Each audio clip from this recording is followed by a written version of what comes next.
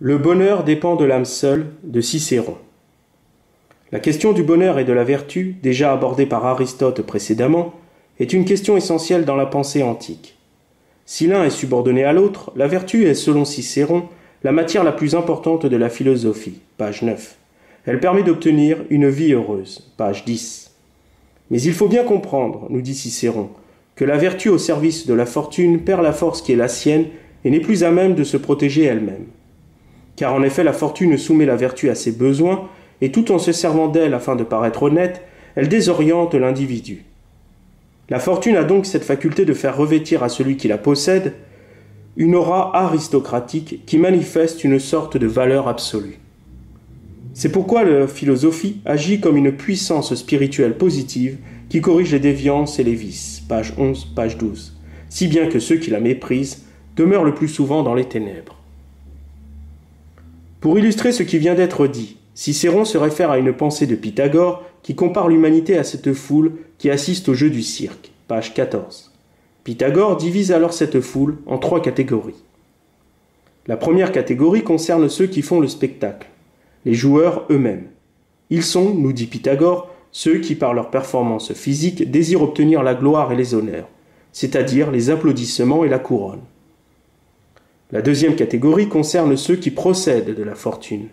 Chez eux, l'appât du gain les mène à exercer leur talent de commerçant ou de parieur.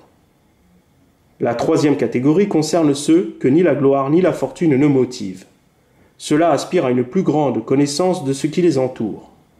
Les jeux du cirque sont un moyen pour eux d'observer et d'analyser attentivement les agissements et les habitudes de leurs congénères. En fait, cette troisième catégorie observe la première et la deuxième catégorie. Il est intéressant de noter, et le lecteur né aura assez vite remarqué la chose, que le choix de Pythagore de comparer l'humanité à un cirque peut évoquer, avec quelques siècles d'avance, la divine comédie du poète florentin Dante et la comédie humaine de l'écrivain français Honoré de Balzac. Il semble que les grands esprits de ce monde aient le cœur porté au sarcasme lorsqu'ils décident de dépeindre l'humanité. À ce jeu-là, Céline emporte non pas la palme de la délicatesse, mais bel et bien celle de la franchise, quand, dans son voyage au bout de la nuit, il compare ce monde à une immense entreprise à se foutre du monde. Quoi qu'il en soit, si l'humanité, selon Pythagore, est divisée en 3 catégories, l'immense majorité des hommes est coincée dans la première et deuxième catégorie. Ces hommes, nous dit Pythagore, sont esclaves de la gloire et de l'argent. Un tout petit reste constitue la 3e catégorie. Ce petit reste porte le nom de philosophes. Ces hommes constituent la catégorie la plus digne qui soit. Ce sont des amis de la sagesse qui tendent à la contemplation plutôt qu'à la jouissance. Et c'est à ces philosophes que Cicéron va lier sa plume pour développer le thème du bonheur.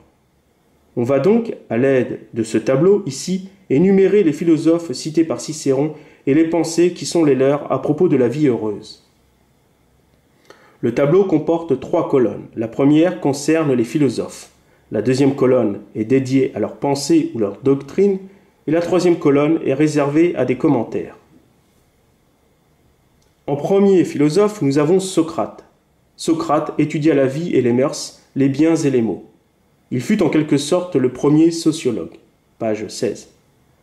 De plus, pour Cicéron, Socrate est le prince des philosophes, page 43.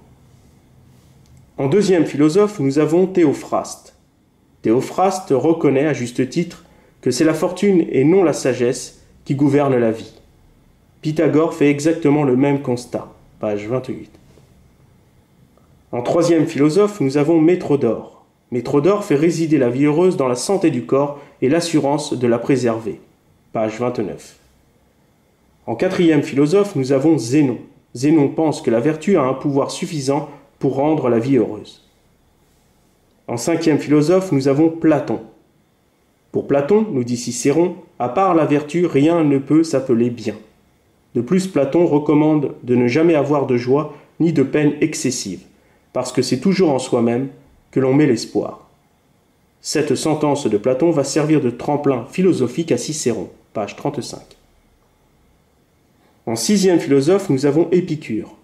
Pour Épicure, il n'y a de bien que le plaisir, page 70. Il faut également ajouter, concernant la mort et l'âme, que Épicure, tout comme Lucrèce, pense que l'âme se dissout et que la conscience s'éteint. Page 74.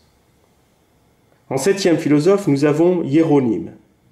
Pour Hiéronyme, il n'y a de bien que l'absence de douleur. Page 71. En huitième philosophe, nous avons Carnéade. Pour Carnéade, il n'y a d'autre bien que de jouir des biens primordiaux de la nature. Page 71.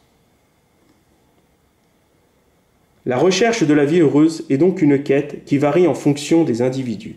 Cicéron, à ce propos, évoque le fameux Xerxès, qui, déjà bien comblé de faveurs, avait une soif ardente de nouveaux plaisirs. Page 24. En ce sens, le désir déréglé nuit bien à la vie heureuse, car son inépuisable force fourmille d'ingéniosité pour piéger le cœur de l'homme tout en veillant soigneusement à ce qu'il ne soit jamais pleinement comblé. Ainsi, les gens irréfléchis sont ceux-là même qui sont manipulés par leurs désirs. Page 47. Naissent alors en eux toutes sortes de regrets et de frustrations qui les mènent à envier puis à maudire ceux qui sont heureux. C'est pourquoi l'homme sage fait en sorte de ne plus obéir à ses désirs déréglés, car cette sorte de désir, le sage le sait bien, domine les esprits médiocres. En effet, les désirs déréglés nourrissent la partie médiocre de l'être, laquelle, ne voulant pas mourir et ne souhaitant que sa propre satisfaction, étouffe les désirs sains. Ainsi, l'homme, au regard de la vérité, désireux de connaître l'état de son âme, appliquera pour lui-même la fameuse sentence du Christ.